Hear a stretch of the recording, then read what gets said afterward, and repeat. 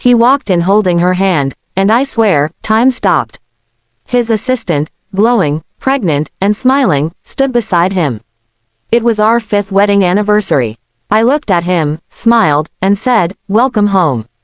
He had no idea what was waiting for him that night. The candles flickered on the dining table, their small flames trembling in the soft breeze drifting through the half-open window. I'd spent the whole afternoon preparing everything, the dinner, the wine, the music. Our favorite song, the one we danced to on our wedding night, was playing quietly in the background. It should have been a perfect evening, a celebration of 5 years of love, of everything we had built together. But love had quietly packed its bags and left our home long ago. All that remained now was a carefully painted illusion. 5 years ago, Ethan was the man I thought I would grow old with. He was ambitious, charming, and full of dreams. When he looked at me back then, I felt like I was the only person in the world. We built his business together from scratch, surviving long nights of stress and uncertainty. I left my own job to help him chase his goals. He promised me that once the company was stable, we'd travel, we'd dream, we'd live. I believed him, like every woman in love does. But dreams fade quietly, like photographs left too long in the sun. Somewhere between late meetings and unanswered calls, the warmth in his eyes turned to shadows. I tried to ignore it at first, blaming work, fatigue, the weight of success. But deep down, I knew. I could feel it in the silence between us, a silence that had become louder than words. Then came her, Clara. I still remember the first time he mentioned her name. "She's a fast learner," he said one evening while typing furiously on his laptop. "Young, but sharp. She keeps everything organized." His tone was casual, but his eyes, they had a glimmer I hadn't seen in years, not for me, at least. At first, I tried to convince myself I was overreacting. She was his assistant, nothing more. But the late nights became more frequent, the trips more secretive, and the excuses more elaborate. I noticed how his cologne changed, a new scent, subtle but distinct. I noticed the small smile on his lips when he looked at his phone. And worst of all, I noticed how he stopped noticing me. One night, I gathered the courage to ask him, "Ethan, are you happy with me?" He didn't look up right away. His fingers paused above the keyboard, and then he sighed. "Of course, I am, Ava. Why would you even ask that?" But there was no warmth in his voice, no conviction in his words. I smiled, nodded, and said nothing more. That's when I realized something. When love starts dying, it doesn't scream. It whispers. And I'd been deaf to those whispers for too long. Weeks passed. He came home later, sometimes not at all. The scent of his cologne lingered on his shirts, but the scent of another woman's perfume lingered longer. The first time I found lipstick on his collar, I didn't confront him. I just stood there, holding the shirt, feeling something inside me break quietly. Not anger, not yet, but grief. Grief for the woman I used to be, for the marriage I thought I had, for the home I thought was real. Then one morning, while vacuuming the living room, I found a small silver bracelet under the couch. It was delicate, feminine, engraved with a name, Clara. I stared at it for a long time, my mind completely still. I didn't cry. I didn't shout. I simply placed it on the table and sat down. That tiny piece of jewelry was the full stop at the end of a story that had already ended months ago. From that day, I began planning. Not for revenge, not to humiliate him, I was done fighting for someone who had already left me. Emotionally, my plan was simple, to reclaim myself. To walk away with dignity, not destruction. Our 5th anniversary was coming, and I knew it would be the perfect day. Ethan loved theatrics. He always liked to make grand gestures when he was guilty. I wanted to give him one final performance he would never forget. So I smiled when he asked, "You're cooking for our anniversary, right?" I smiled when he said, "Let's not invite anyone. Just the two of us." I smiled when he texted me, "I might be late from work. Save me some cake." That smile became my armor. On the day itself, I dressed in the white silk gown he once said made me look like a dream. I prepared his favorite dinner, grilled salmon, mashed potatoes, a bottle of the expensive red wine we'd been saving. Every candle was lit, every detail perfect. But the perfection was just a stage set for truth. As I placed the last fork on the table, I looked at the clock. 8:45 p.m. He was late. Of course, he was. I sat down, listening to the soft tick of the clock. My heart wasn't racing anymore.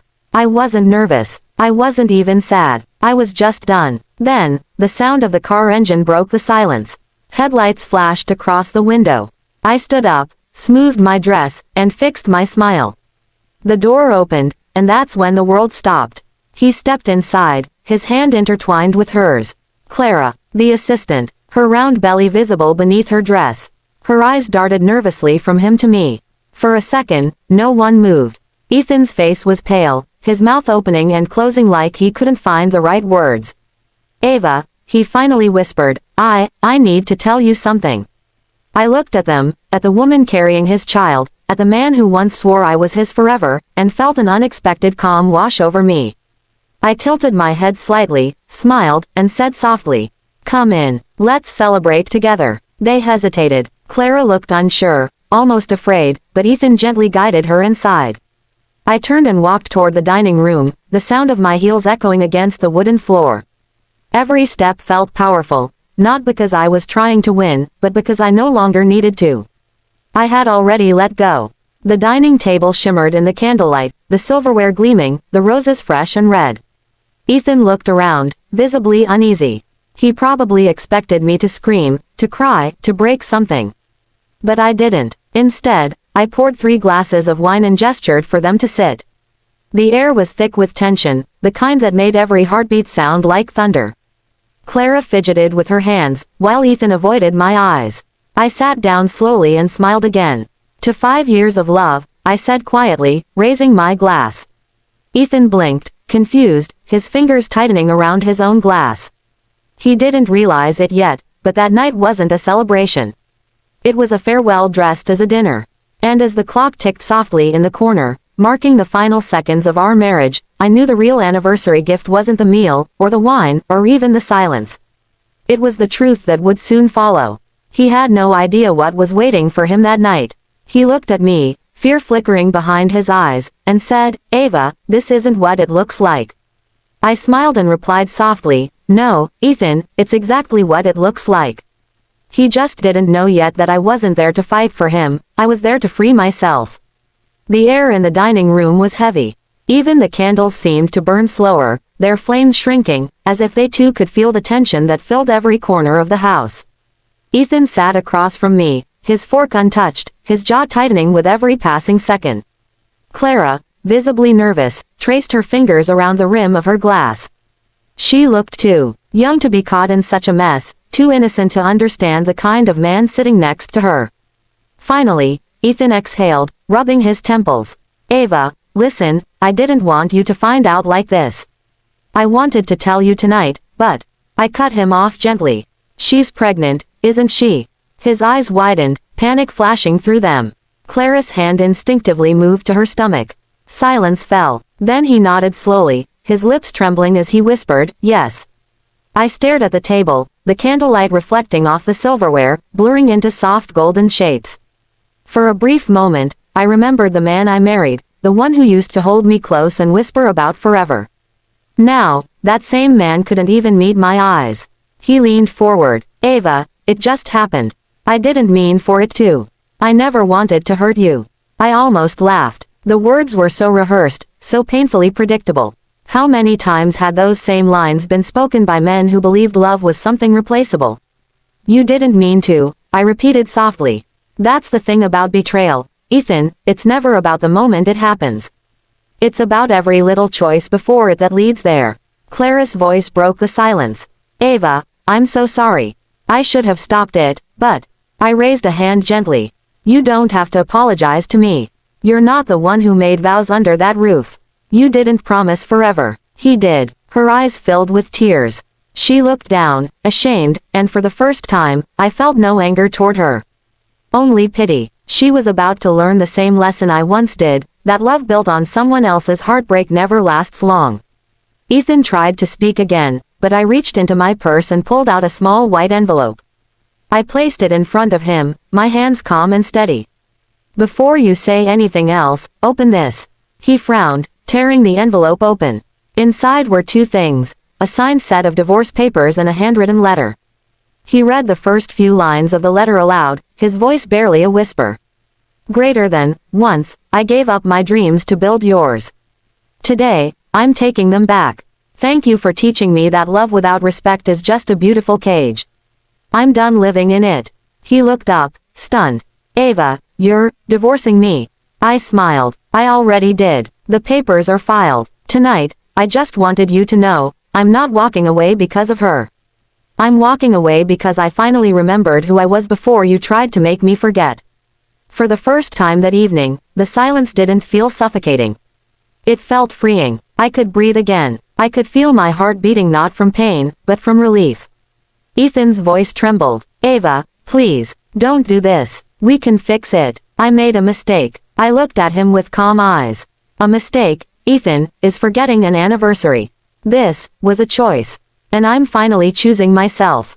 He leaned back, defeated, and ran his fingers through his hair. The man who once stood tall and confident now looked small, fragile. For a moment, I almost felt sorry for him, almost. Clara's sobs filled the room. I didn't mean to ruin your marriage, she whispered. You didn't, I said gently. It was already over. You just arrived in time to see the ending. I stood up, taking one last look at the table I had set so perfectly hours before. The roses, once vibrant, were beginning to wilt. The candles were shorter now, their flames weak but still burning, much like the love that once existed in this house. Ethan rose to his feet. Ava, where will you go? Somewhere peaceful, I said. Somewhere where my worth isn't measured by how much I forgive. I picked up my purse and walked toward the door. My heels clicked softly on the wooden floor, echoing in the silence. When I reached the doorway, I paused and turned to face him one last time. Happy anniversary, Ethan, I said with a faint smile. I hope one day, you learn what love really means. Then I walked out, closing the door gently behind me. No slamming, no shouting, just peace. The kind I hadn't felt in years. Outside, the night air was cool and clean. I looked up at the sky, where the stars shimmered faintly, and for the first time, I felt free. Completely, utterly free. 6 months later, I was sitting in a bright, sunlit office. The golden letters on the glass door read, Ava Marketing and Design. My own company, my own dream, my own name, no longer hidden behind someone else's shadow. Every day was hard, but every challenge reminded me that I was building something real, something mine. My laughter came easier now, my mornings were quiet but full of purpose. I didn't need anyone to tell me I was enough. I already knew. One afternoon, as I reviewed some emails, a familiar name popped up in my inbox. I froze for a second, then clicked it open. It was from Ethan and Company. Marketing. They wanted to collaborate on a joint project for a large client. I smiled at the irony. When I walked into the meeting a week later, Ethan was already there, sitting across the table. He looked older, heavier, as if regret had aged him faster than time. Clara wasn't there. I didn't ask why. He stood up when he saw me. You look happy, he said softly. I am, I replied. Turns out, losing you was the best thing that ever happened to me. He nodded, eyes filled with something between sorrow and respect. For the first time, he seemed to understand what he had really lost, not a wife, but the woman who once believed in him completely. The meeting went smoothly, professional and distant, just as it should be. And when I left that building, I didn't look back. Outside, the sun was setting, painting the sky with hues of orange and pink. I stood there for a moment, breathing deeply, smiling at the life I had created from the ashes of what once was. And in that moment, I whispered to myself, this is love. Not the kind that depends on someone else to feel whole, but the kind that begins the moment you finally choose yourself. Greater than, sometimes the hardest goodbye is the one that sets you free. People may break your heart, but only you can decide whether it stays broken. Don't chase love that hurts to hold, chase peace, chase purpose, chase you. Because when you finally learn to love yourself, you'll realize you were never losing anything at all. You were simply finding your way home.